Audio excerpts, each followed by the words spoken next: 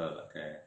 Nah, ini kita tanggapi ya Bang ya. Ada yang bertanya nih, masih ada yang bertanya nih Bang ya kepada kita nih, terutama Bang Farah mungkin bisa menanggapi.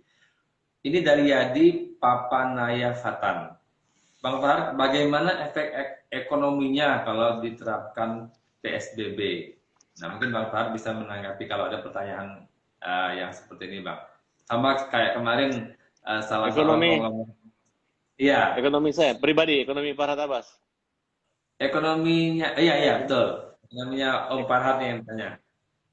oh, jadi saya waktu COVID pertama itu, saya udah tahu bahwa ini akan terjadi panjang gitu. Malah saya prediksi itu bisa sampai 2 tahun. Nah, jadi kita itu harus sedia payung sebelum hujan gitu. Saya sering ngomong ke teman-teman, ini saya beli emas umpamanya nih, ini akan digunakan apabila misalnya kita nggak bisa bekerja atau nggak dapat klien dalam waktu tertentu. Apabila nanti lockdown-nya lama gitu, udah dipersiapkan. Nah, cuman ada beberapa aset besar yang kita anggap mau terjual, nggak ada yang beli. Bahkan teman-teman juga yang punya tanah yang harga mahal sekarang dijual murah pun belum laku. Apalagi teman-teman yang punya usaha di dunia perhotelan, itu betul-betul KO deh. Iya. Kemudian restoran juga, pokoknya mereka nggak seperti dulu lah.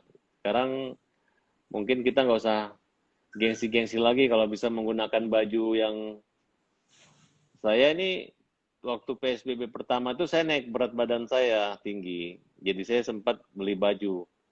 Nah, jadi sekarang turun lagi nih gara-gara diet. Jadi saya nggak perlu beli baju lagi, pakai baju yang lama gitu. Jadi maklum lah kalau memang kondisi teman-teman yang bajunya itu lagi jangan diketawain karena memang buat apa? Baju di toko aja yang diskon aja nggak laku-laku.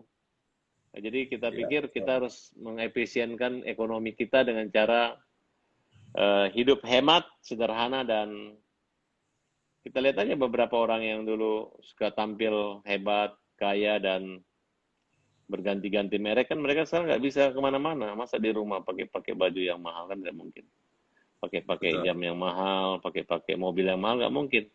Mobil mahal tetap disimpan di rumah. Baju mahal juga nggak ada acara hiburan, nggak bisa nongkrong-nongkrong kopi lagi. Nah, tapi jangan khawatir, ini kan hanya budaya sementara aja. Pada dasarnya bangsa Indonesia adalah bangsa yang sederhana gitu.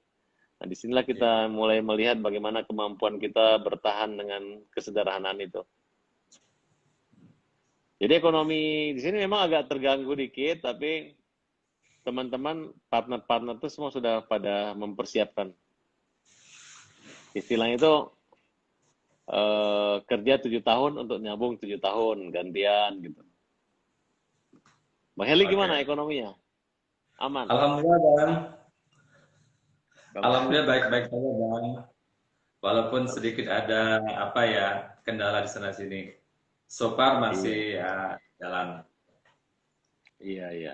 Oke, Bang Berat. Pertanyaan selanjutnya, ya, Ya, oke. Ini kan masyarakat kita itu kan kadang-kadang masih apa ya, masih masih bandel, masih tidak mau mentaati apa peraturan pemerintah tentang PSBB. Misalnya menggunakan masker, dilarang berkerumunan, kemudian menjaga jarak. Nah, mungkin bagaimana Bang Pak memberikan pemahaman kepada orang-orang yang masih membandel dengan peraturan PSBB seperti ini, Bang. Sebelum nanti mereka akhirnya memang disanksi dengan hukum, ya kurungan, ya denda, ya yang tadi dijelaskan. saya menyebarkan pengirim ya satu peristiwa, khususnya peristiwa kematian, peristiwa terjangkitnya menular gitu ya, penularan penyakit tersebut ke teman-teman yang rada-rada tidak tertib gitu. Sehingga mereka tahu bahwa penyakit ini berbahaya, COVID ini berbahaya gitu. Sampai mereka menyadari dan satu persepsi dengan kita. Sampai mereka juga membantu untuk menyebarkan, mengingatkan keluarga terdekat, teman, masyarakat, bahkan masuk menjadi di posting-posting media sosial itu selalu ada gitu. Akhirnya lama tidak lama makin lama makin kayak keluarga besar kami kan di keluarga Mahkamah Agung. Nah, beberapa almarhum beberapa pejabat di Mahkamah Agung juga meninggal karena COVID. Kemudian di kemarin Pengadilan Negeri Medan, barusan istri Ketua Pengadilan Negeri Medan dan satu hakim dia udah meninggal karena virus tersebut gitu. Jadi kalau misalnya mereka harus terjangkit baru percaya dengan penyakit ini, berarti udah kelewatan menurut saya gitu. Ya, Jadi yang tepat kita lakukan saat ini adalah di rumah, ya, menjaga jarak, mencuci tangan, dan batasi. Kalau tidak penting-penting amat, maka kan untuk ke rumah sakit pun kadang-kadang saya berpikir dulu kalau hanya batuk, tapi alhamdulillah selama COVID ini Allah memberikan kesehatan, kekuatan, dan saya tetap hari berolahraga agar jangan kena flu, kemudian makan teratur, tertib banget makannya, jam per jam itu saya jaga banget agar nggak kena lambung, ya karena resikonya kalau sakit tuh ntar di sana mau berobat tiba-tiba tertular di rumah sakit, ya itu menurutnya saya, Mas. jadi lebih baik menjaga daripada mengobati, ya Bang. Mencegah lebih baik daripada mengobati.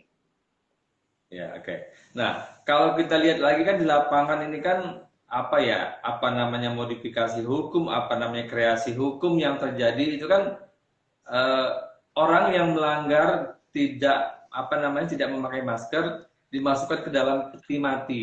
Itu secara hukum apakah dibenarkan kalau punya apa kreasi-kreasi kayak gitu, Bang? Hmm, menurut saya kalau orang yang tidak keberatan sih nggak apa-apa. Tapi kalau mereka merasa terpaksa dan belum ada vonis hukuman itu, menurut saya itu bisa menjadi persoalan baru gitu. Sebenarnya sanksi yang dalam pergub itu masalah denda kerja sosial boleh, mereka harus gitu.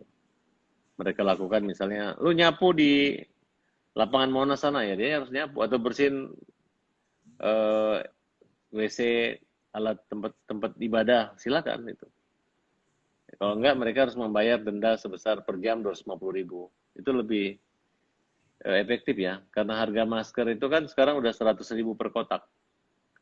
Jadi Iya. hanya gara-gara satu biji yang mungkin harganya 5.000, 10.000, mereka harus kehilangan uang 250.000, mending mereka menggunakan untuk kesehatan mereka. Saya aneh juga kalau ada orang, cuman kalau saya jalan pagi ke sekitar saya, kalau misalnya saya lihat ada yang nggak pakai masker tuh, saya teriak, awas awas ada polisi pakai masker gitu, mereka udah ketawa gitu ya. Tapi kalau di lingkungan daerah saya hampir semua masyarakat menggunakan masker gitu. Ya, oke. Jadi memang harus menjadi kesadaran dari masing-masing pribadi kalau bermasker itu baik untuk pribadi juga untuk lingkungan sekitar kita ya Bang ya. Iya, yang tadi saya katakan, kalau dulu orang sakit pakai masker, kalau sekarang yang nggak pakai masker yang kita curiga sakit gitu.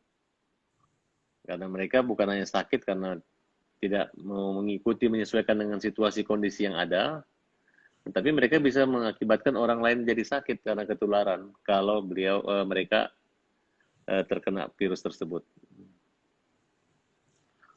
Ternyata Oke Bang. harga saya masih dapat kemarin Bang, masker, kenapa? sekarang Hah? harga masker naik lagi nih. Kemarin masker saya masih dapat harga 100 ribuan lah, 150.000. Ya mungkin harus bisa menggunakan masker yang bisa dicuci ulang Bang. Kan ada yang Ya, dari kain itu yang kan sekali pakai dicuci bisa digunakan lagi untuk kesempatan berikutnya, bukan yang sekali pakai langsung buang. Mungkin mungkin bisa begitu ya Bang. bisa. Tapi kalau saya pakai yang sekali buang itu, kemudian pada saat setelah menggunakannya saya robek gitu. Jangan sampai nanti dipungut sama pemulung, kemudian mereka kumpulkan, mereka cuci, mereka jual lagi ke masyarakat. Itu kan sangat kotor.